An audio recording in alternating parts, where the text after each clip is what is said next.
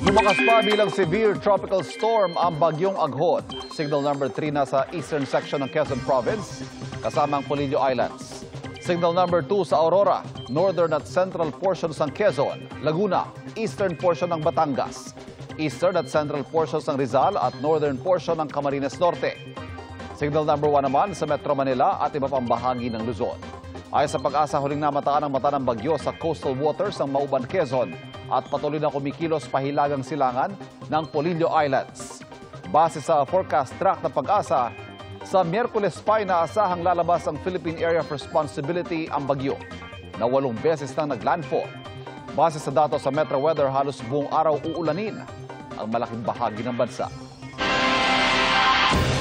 Sa Quezon City, may puno ring nabuwal dahil sa bagyong Aghon at inilikas na rin ang mga residente sa mga lugar na delikado sa baha. Nakatutukla si Darlene Kai. Darlene? Hindi umuulan pa rin dito sa Quezon City. Mahina pero tuloy-tuloy yung ulan na naranasan buong araw at buong magdamag. Kaya tuloy yung ilang residente sa bahaing lugar ay lumikas na. Tuwing tumataas ang tubig, tumataas din ang BP ng 72 taong gulang na nanay ni Karen. Na-stroke pa naman siya kailan lang. Kaya nang mag-uulan kagabi, agad silang pumunta sa evacuation center ng Barangay Project 6, Quezon City. Nakakatakot na talaga pag tumaas yung tubig, lalo na po yung nanay ko. Naano niya kasi kung paano kami pag lumabas, kung makakalabas pa ba kami. Bahain kasi ang kanyang lugar na malapit sa creek. Sanay na po siguro. Pinakabahan din ako, syempre po may naiwan pa ako sa bahay. Kanina, 19 na residente na ang lumikas sa isinagawang preemptive evacuation ng barangay. We told them that we are offering po mga gusto pong mag-evacuate para po hindi na kailangang rush, hindi na po mahihirapan. Tuloy-tuloy ang ulan sa Quezon City sa buong magdamag at buong araw. Kaya hindi nakatulog si Nanay Aniseta na nakatira sa tabi ng creek sa Gumamela Street sa Barangay Rojas. Iniakyat na rin niya ang iba nilang gamit dahil bahain ng lugar. Nagbabantay lang po kami ng baha kasi tumataas. Nangangamba po kami. Pero pag yung tumaas ng husto ang tubig, kinukuha po yung mga apo ko, dinadala sa eskwela.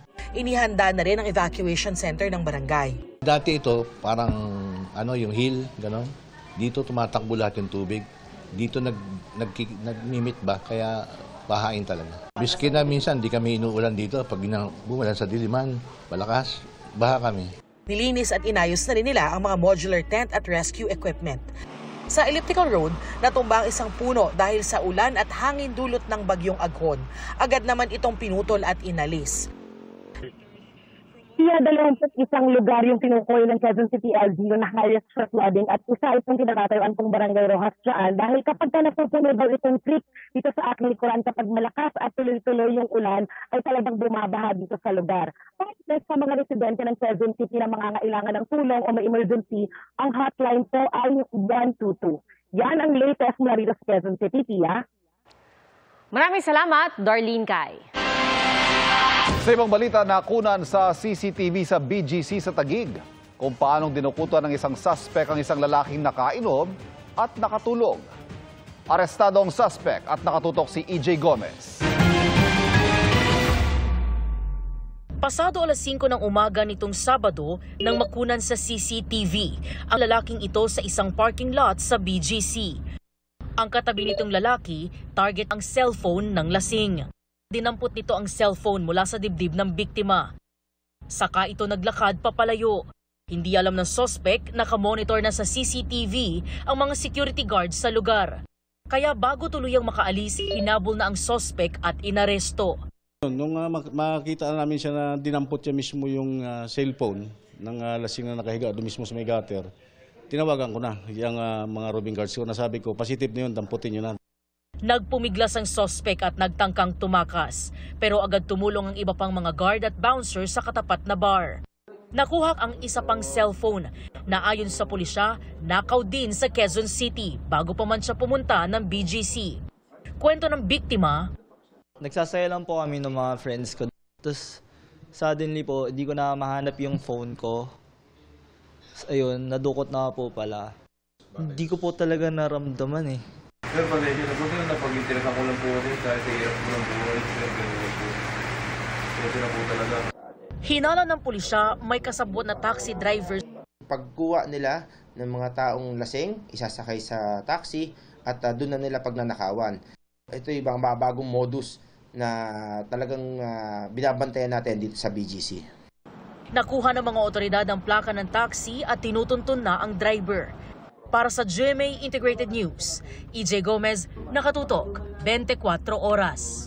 Apektado rin ang Metro Manila ng bagyong Aghon at bukod sa ulan at baha, kanselado ang mga biyaheng dagat at naipit sa Manila Northport ang libo-libong pasahero.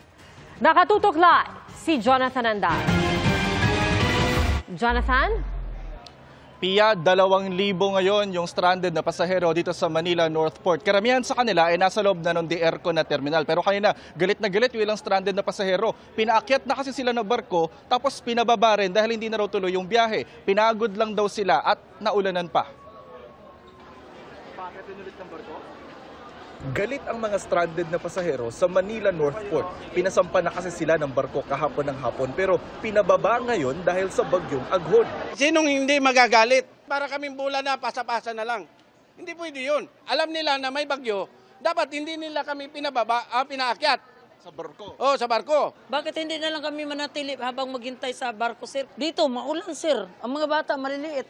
Kawawa. Kasi po ang atin pong patakaran dyan kapag po 17 knots yung hangin, dapat po bumaba yung mga pasahero sa barko, no? At hindi po sila pwedeng maglayag dahil nga po ito po ay delikado. Ang ibang mamayang gabi ang biyahe, pumunta pa rin sa Pantalan.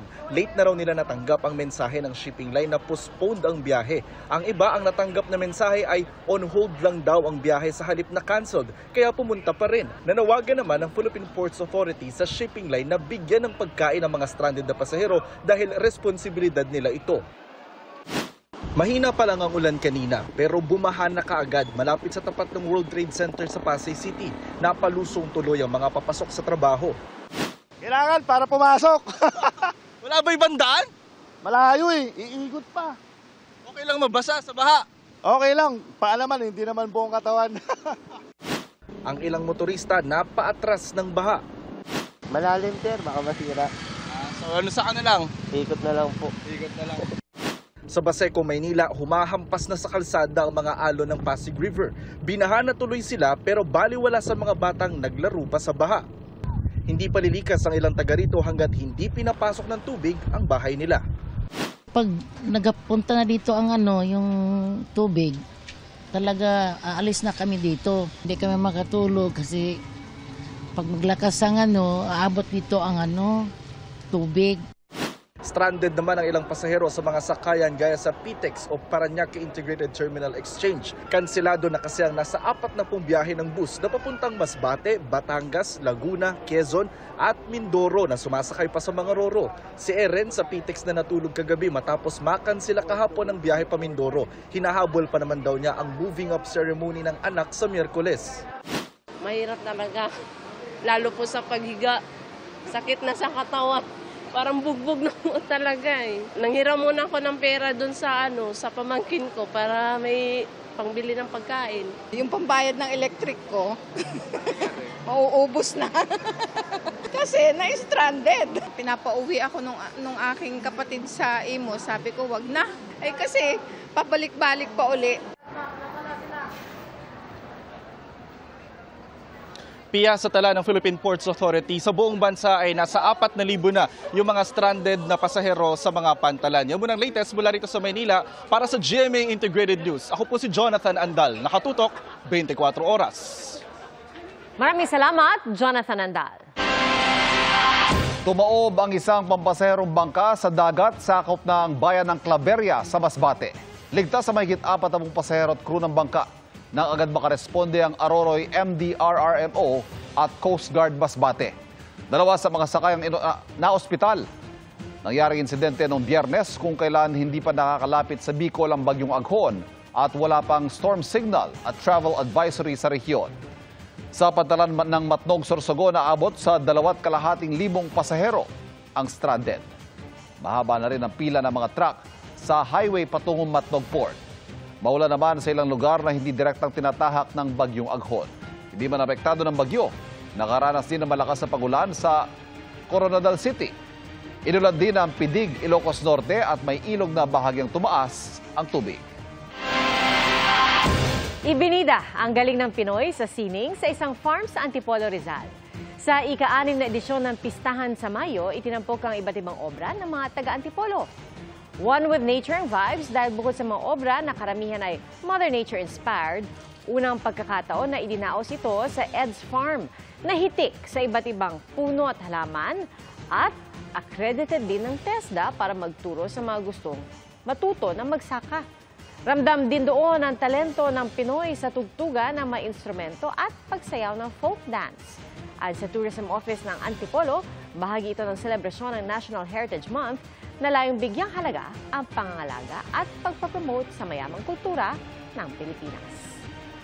Ako naman nagagalak na gusto nilang i-showcase yung kanilang arts, yung mga proceeds ng kanilang mga products ay ibinabahagi rin nila sa mga underprivileged. Mga kapuso, patuloy na tumutok sa mga balita. Mag-subscribe sa GMA Integrated News sa YouTube. Sa mga kapuso abroad, samahan niyo kami sa GMA Pinoy TV at www.gmanews.tv.